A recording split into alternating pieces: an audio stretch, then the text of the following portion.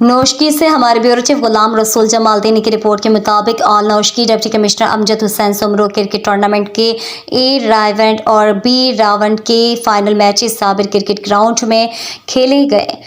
A round का final match Sabir cricket club गरीब आबाद और नसीम जान क्लब के दरमियान खेला गया।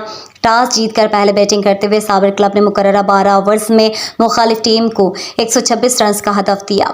जवाब में खेलते हुए नसीम जान क्लब ने मतलूबा हदफ 9 ओवर्स में पूरा करके चैंपियन ट्रॉफी अपने नाम कर लिया, जबकि बी राउंड के फाइनल मैच में कमांडो फारूक क्लब गाजी आबाद ने शहीद इकबाल जान क्लब को दिलचस्प मुकाबले के बाद शिकस्त दी। फाइनल मैच के मेहमान खास डिप्टी कमिश्नर नौशकी अमजद हुसैन सुमरो, एजाजी मेहमान सियासी और कबायली रहनुमा मीर ज़हूर बादीनी थे।